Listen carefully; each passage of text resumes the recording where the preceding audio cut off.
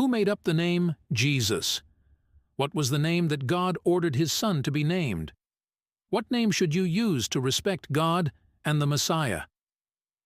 In Matthew 1:21 in Hebrew, the language of the original Bible, God instructed Joseph to name his son Yeshua, meaning salvation in God's language of Hebrew.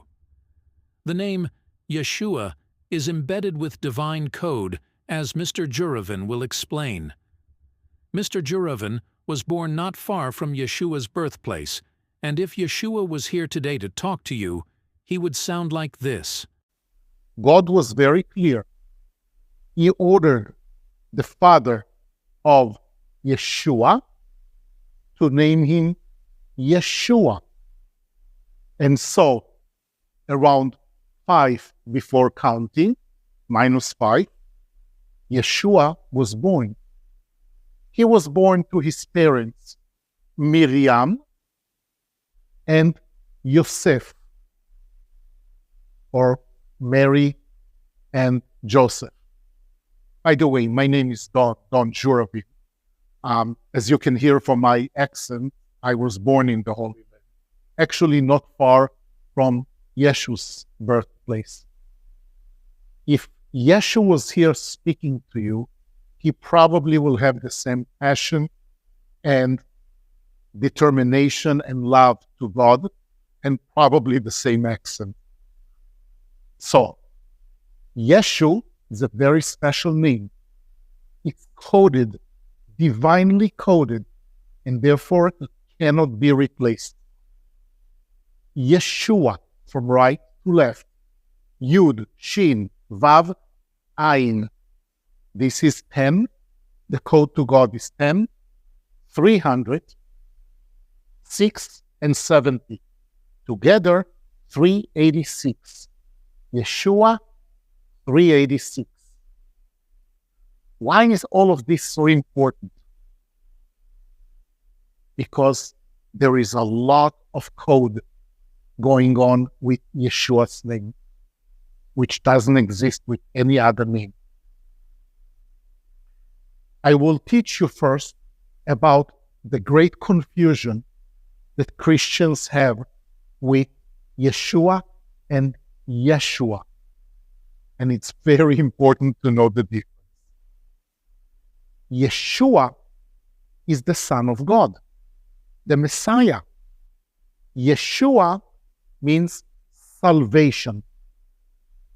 By contrast, Yehoshua, Yehoshua is a prophet.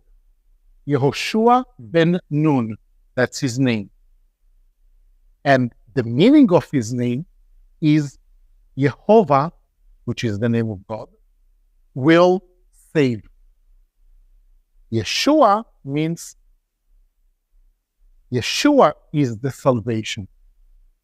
Here, Yehoshua is just a prophet, not the Son of God and not the Messiah. Back to the parents.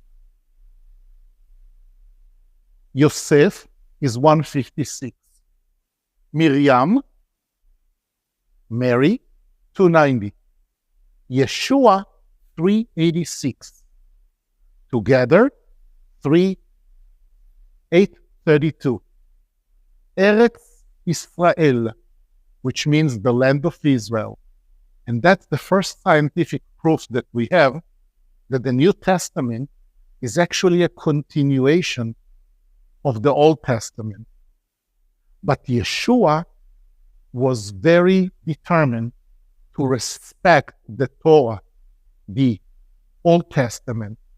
That's the only Bible that he knew. And Yeshua spoke on the streets Aramaic. It's part of the canvas. He spoke Aramaic on the street, but when he talked about God and read the Bible, of course it was in the holy language of God, which is Hebrew. We found out that Yeshua was very much versed on the code to God, very much. and we will tell you about it in another post. Going back here, we can find that he had siblings, 4 brothers and 1 sister. We don't know the name. And now you can ask, why do we call him Jesus? What is the meaning of the word Jesus? Well, 300 years before Yeshua was born, it was a Greek translation of the original Bible.